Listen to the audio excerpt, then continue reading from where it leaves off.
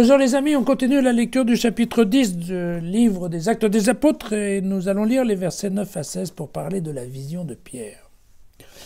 Car le lendemain, tandis que poursuivant leur route, les trois envoyés de Corneille se rapprochaient de la ville, Pierre était monté sur la terrasse de la maison pour prier. Il était à peu près midi. Mais la faim le prit et il voulut manger. On lui préparait un repas quand une extase le surprit. Il contemple le ciel ouvert, il en descendait un objet indéfinissable, une sorte de toile immense qui, par 4 points, venait se poser sur la terre. Et à l'intérieur de cette toile, il y avait tous les animaux quadrupèdes et ceux qui rampent sur la terre et ceux qui volent dans le ciel. Et une voix s'adressa à lui. « Allez, Pierre, tue et mange !»« Jamais, Seigneur, répondit Pierre, car de ma vie je n'ai rien mangé d'immonde ni d'impur. » Et de nouveau, une voix s'adressa à lui pour la seconde fois. « Ce que Dieu a rendu pur, tu ne vas pas, toi, le déclarer immonde ?» Cela se produisit 3 fois.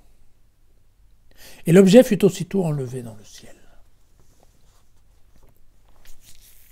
Voilà pour ce passage qui est bien souvent appelé l'extase de Pierre. L'extase étant une vision très forte, car c'est une vision qui provoque presque l'illumination, la sortie, l'extase.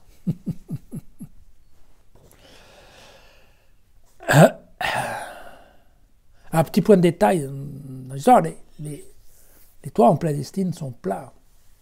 D'accord ? Et en fait, on peut marcher dessus. Et globalement, c'est là que les gens se retrouvent pour être tranquilles, pour prier. C'est encore le cas aujourd'hui dans le monde musulman. Très souvent, les gens vont mettre leur tapis de prière sur le toit, car c'est un endroit plat d'une part, dans lequel ils peuvent orienter leur tapis vers la Mecque, et qui permet d'être surtout tranquille. Alors, Pierre a une vision. Probablement ça doit être lié à son estomac qui crie famine, peut-être.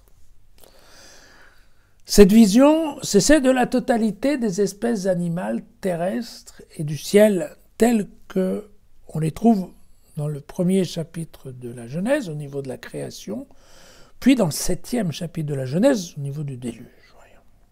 Alors, il faut voir aussi que c'est un texte qui est très proche du livre d'Ézéchiel. Puisqu'au début du livre d'Ézéchiel, le premier verset du 1er chapitre, ça commence comme ça. La 30e année, le 4e mois, le 5 du mois. J'étais au milieu des déportés près du fleuve Kébar. Les cieux s'ouvrirent. Et j'ai eu des visions divines.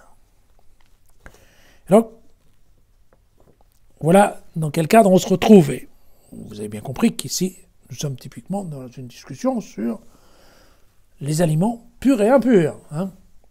Et on voit qu'il y a un mélange, parce que ces animaux impurs qu'on n'a pas le droit de manger, on en trouve une liste détaillée, et dans le Deutéronome au chapitre 14, mais aussi dans le Lévitique entre les chapitres 11 et 16.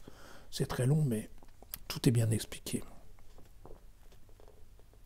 Et en fait, ce texte-là, et surtout la réponse de Pierre, elle nous renvoie au chapitre 4 du livre d'Ézéchiel.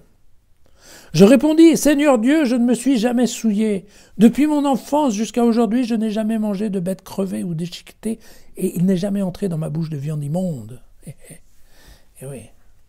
Donc dans le cas où on l'aurait oublié, eh bien, Luc connaît parfaitement les prophètes.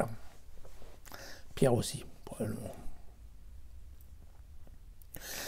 Donc, ce qui se passe, c'est quoi? C'est que la liste des animaux, telle qu'elle est succinctement décrite ici dans le livre des Actes, elle comprend tout le monde animal, c'est-à-dire qu'il y a un mélange, en fait, entre des animaux purs et d'autres qui sont impurs à la consommation. D'accord? Et la voix dit à Pierre, vas-y, tue et mange, indépendamment, quelconque règle de pureté alimentaire. Alors évidemment, vous allez me dire, quand même, Pierre aurait pu faire un choix, il aurait pu décider que n'allait manger que ce qui était pur, qu'il n'allait tuer que ce qui était pur. Mais oui, mais non. Non, ça c'est impossible. Pourquoi? Parce que dans les règles de pureté, il y a une question qui est la mixité, le mélange. Si vous mettez en contact un aliment pur, un animal pur avec un animal impur, eh bien, l'animal pur devient impur. Tout est très bien expliqué dans le Lévitique. Il y a exactement la même chose avec la flotte. Vous savez, quand on verse de l'eau dans un récipient impur, l'eau devient impure. Et est-ce que l'eau impure du récipient va contaminer l'eau pure de l'autre récipient? Voilà. Et donc, on est exactement là-dedans. Et le son de la voix, cette voix, elle lui dit, mais pourquoi? C'est toi qui vas décider de ce qui est pur et impur. Pourquoi? Parce que, alors que Dieu a décidé que tout était pur. Pourquoi? Parce que ça fait appel, en effet, au livre de la Genèse, mais au chapitre 9, au moment de l'arrivée de l'arbre de Noé, qui va s'ouvrir et les animaux vont sortir, et là, à ce moment-là, dans la nouvelle alliance que fait Dieu avec son peuple, il lui dit bien, tout ce qui remue et qui vit vous servira de nourriture, comme déjà l'herbe mûrissante. Je vous donne tout. Toutefois, vous ne mangerez pas la chair avec sa vie, c'est-à-dire son sang. Et donc on a l'impression, et c'est vrai, qu'au moment de la Genèse, le seul interdit, c'était le sang. Et puis ensuite, avec le temps, en effet, les codes de loi se sont développés. Vous vous souvenez, trois codes principaux, hein, le Lévitique, le Deutéronome.